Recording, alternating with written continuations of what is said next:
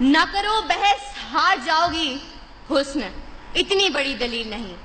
زیوکار، کاہل، نکمے، بیکار، سست اور نااہل لوگوں کا خود احتسابی کی بجائے ناکامی کا ذمہ دار تقدیر، نصیب، مقدر اور قسمت کو ٹھہرانا ریت اس نگر کی ہے اور جانے کب سے ہے۔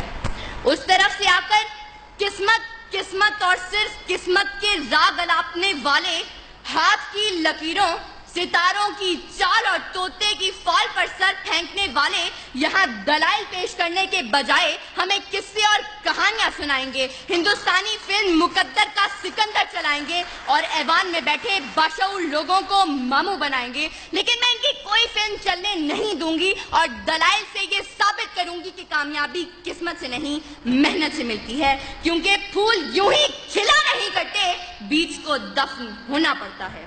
صدر اعلی وقار، کامیابی اجتماعی ہو یا انفرادی، دنیاوی ہو یا اخروی، اس کا تعلق صرف اور صرف محنت سے ہے۔ انسان چاند پر قدم رکھنے میں کامیاب ہوا تو وجہ قسمت نہیں محنت تھی۔ انسان انسانی جسم کے اعضاء کی پیوند کاری کرنے میں کامیاب ہوا تو وجہ قسمت نہیں محنت تھی۔ انسان لاکھوں من لوہے کو ہواؤں میں اڑانے میں کامیاب ہوا تو وجہ قسمت نہیں محنت تھی۔ اور 14 اگست 1947 کو جب یہ پاکستان دنیا کے نقشے پر ابھرا تو اس کامیابی کی وجہ کوئی قسمت، مقدر یا تقدیر نہیں بلکہ تحریک پاکستان میں شامل لوگوں کی محنت اور صرف محنت تھی۔ ابس ہے شکوائے تقدیر یزداں تو خود تقدیر یزداں کیوں نہیں ہے۔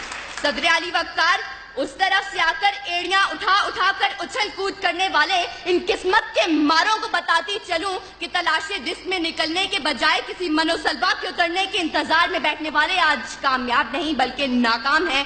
پیاس بجھانے کے لیے کنویں تک چل کر جانے کے بجائے مقدر سے کنویں کو کھینچ کر پاس لانے والے آج کامیاب نہیں بلکہ ناکام ہیں۔ ظالم کے آگے سر اٹھانے کے بجائے ظلم کا نشانہ بنے ہاتھ پہ ہاتھ دھرے منتظر فردہ رہنے والے مظلوم آج کامیاب نہیں بلکہ ناکام ہیں۔ پلٹنے، جھپٹنے اور جھپٹ کر پلٹتے ہوئے لہو کو گرمانے کے بجائے قسمت کے مارے کرگس بن کر بیٹھنے والے آج کامیاب نہیں بلکہ ناکام ہیں۔ سر اٹھے تو صحیح ظلم کے سامنے، تبھی ظالم کا وقت حساب آئے گا اور تبھی غریبوں کے دربار میں ہاتھ جوڑے ہوئے ہر نواب آئے گا، انقلاب آئے گا، انقلاب آئے گا۔ صدر اعلی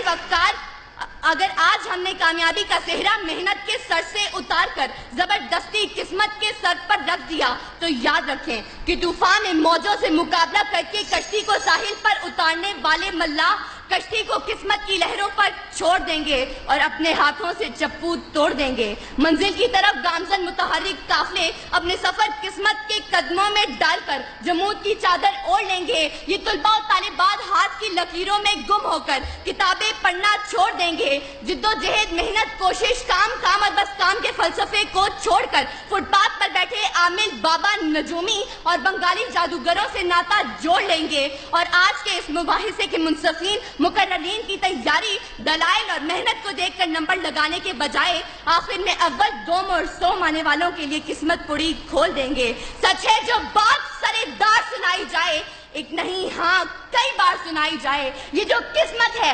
مقدر ہے، نہیں مانتی میں وہ کمائی ہے جو محنت سے کمائی جائے۔